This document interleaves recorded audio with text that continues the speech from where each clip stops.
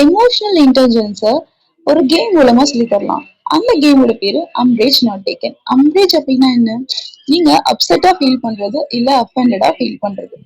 நம்ம எல்லாருக்குமே லைஃப்ல இந்த மாதிரி ஒரு விஷயம் நடந்திருக்கும். எனக்குதான் நடக்கவும் வராது. ஆனா அந்த ஹிருத்திக் ரோஷன் அப்படி இல்ல, சூப்பரா பாடுவான், செம்மையா ஆடுவான். அது உன்னால பண்ண முடியுமாடா அப்படின்னு கேட்டான். கிரிட்டிசிசம் வரப்ப அதை பாசிட்டிவா திங்க் பண்ணி பாசிட்டிவா மாத்துறது ஒரு சில ஸ்ட்ராட்டஜிஸ் கேம் மூலமா சொல்லி கொடுக்கலாம். இது வந்து டீச்சர்ஸ் அந்த சுச்சுவேஷனை எனாக்ட் பண்ணி காட்டணும். யுவர் டிராயிங் இஸ் பேட் அப்படின்னு ஒருத்தவங்க சொல்றப்போ தட்ஸ் ஓகே அண்ட் ஸ்டில் லேர்னிங்னு பாசிட்டிவா ஒரு ரிப்ளை கொடுக்கணும்.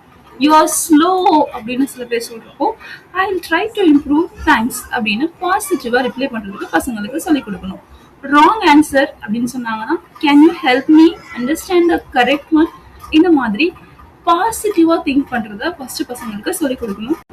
இதே மாதிரி நிறைய சினாரியோஸ் வச்சு அதுக்கு எப்படி பாசிட்டிவா ரிப்ளை பண்ணணும்னு ஃபர்ஸ்ட் சொல்லிட்டு அதுக்கப்புறம் ரோல் பிளே மாதிரி பண்ண வைக்கலாம். ஒரு குழந்தை வந்து ஒரு குழந்தைய வந்து இந்த மாதிரி வேர்ட் சொல்றப்போ அவங்க எப்படி ரெஸ்பாண்ட் பண்ணுவாங்க, எப்படி பாசிட்டிவா சொல்லுவாங்கன்னு சொல்ல வைக்கலாம். பாஸ் த பால் மாதிரி பாலை பாஸ் பண்ணிட்டே இருக்கிறப்ப யார்கிட்ட பால் இருக்கோ அவங்களுக்கு ஒரு சுச்சுவேஷன் சொல்லுவாங்க, அவங்க அதுக்கு எப்படி ரிப்ளை பண்ணுவாங்க அப்படின்னு ஆக்ட் பண்ணி காட்டணும். ஸோ இன்னொன்று பார்த்தீங்கன்னா சினாரியோஸ் கொடுத்துட்டு ரெண்டு குழந்தைங்க, ஒரு குழந்தை வந்து ஒரு குழந்தை இந்த மாதிரி சொல்றப்போ அவங்க எப்படி அதுக்கு ரிப்ளை பண்ணுவாங்க, இந்த மாதிரி நீங்க இந்த கேமை வந்து பசங்க கிட்ட விளையாட வைக்கலாம். இது மூலமா எமோஷனல் இன்டெலிஜென்ஸ் பில்ட் ஆகும். பசங்க எமோஷனலா எப்படி சுச்சுவேஷன்ஸை ஹேண்டில் பண்ணலாம்னு கத்துப்பாங்க.